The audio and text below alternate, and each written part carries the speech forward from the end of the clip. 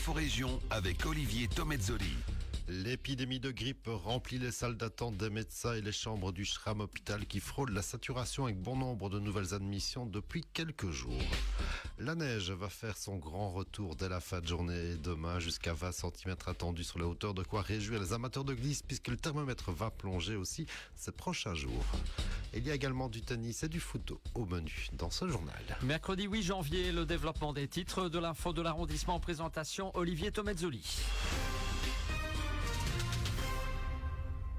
Bonjour à tous, l'épidémie de grippe touche de plein fouet notre pays et la région n'est pas épargnée, comme au SRAM où la médecine interne est au four et au moulin ces derniers jours avec un grand nombre de nouvelles hospitalisations dues à cette grippe. Les gestes barrières, ceux qu'on a malheureusement eu l'habitude de pratiquer pendant le Covid, sont de nouveau d'application. Port du masque et lavage des mains, gestes essentiels.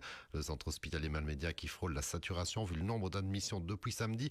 Il y a aussi pas mal d'infections respiratoires graves ou encore un retour de la bronchiolite chez les plus petits. Et bon nombre d'hôpitaux de l'arrondissement sont aussi submergés ces jours-ci, en rappelant que la grippe peut être fatale aux plus faibles, personnes âgées et autres.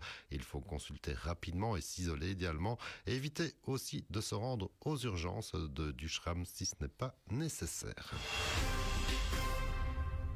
On reparle du loup avec une confirmation malheureusement puisque le loup retrouvé mort aux abords de l'autoroute 42 à hauteur de Cronchamp début novembre. On vous avait donné l'info en primeur à l'époque. Bien la dépouille d'un loup de la Meute du sud des Hautes-Fagnes comme l'ont confirmé les analyses. Ce loup mâle d'origine italo-alpine et âgé de 2 ans est donc un des premiers louveteaux nés de la Meute établi dans le sud du haut plateau fagnard. Un loup sans doute tué après une collision avec un véhicule. Actuellement, il n'en déplaise aux chasseurs et aux antilous, le seul prédateur du loup reste la route.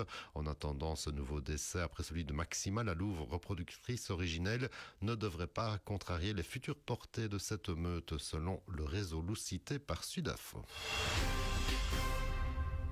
La neige va faire son grand retour chez nous dès la fin de journée de ce mercredi, encore demain selon les prévisions, avec jusqu'à 20 cm annoncés à certains endroits et avec bonne nouvelle pour les amateurs de glisse, des températures qui vont rester sous le zéro sur les hauteurs, jusqu'à -10 même dans la nuit de dimanche à lundi prochain selon les prévisions de l'IRM, de quoi permettre aux gestionnaires des pistes de ski d'aborder les prochains jours avec le sourire. En tennis, la belle éclaircie régionale nous vient de l'Eupenoise Marie Benoît qui a passé le premier tour des qualifications de l'Australian Open hier matin en s'imposant en 3-7 et au bout de près de 3 heures de bataille face à la Britannique Miyazaki. Au deuxième tour, Marie Benoît était opposée à la Polonaise Śląska, 126e joueuse mondiale. Rencontre programmée déjà ce mercredi en fin de nuit heure belge et Marie Benoît, 200e joueuse à la WTA, a poussé d'ailleurs la Polonaise jusqu'au 3e set décisif, rencontre qui se dispute actuellement au moment où je vous parle. Et on termine avec un petit mot de football, je vous le disais en début de semaine, place à la préparation en vue de la reprise après les fêtes, avec notamment au programme hier soir un match amical, le derby entre Sarbet et Bellevaux, deux équipes qui se connaissent bien, qui évoluent toutes deux en 3e provinciale série D, une rencontre pour retrouver le rythme et le chemin des buts aussi, avec un score final de 5-4 en faveur des Sartois. On reprendra le championnat dans 10 jours dans cette série comme partout ailleurs en provincial après la parenthèse Coupe de la Province le week-end prochain.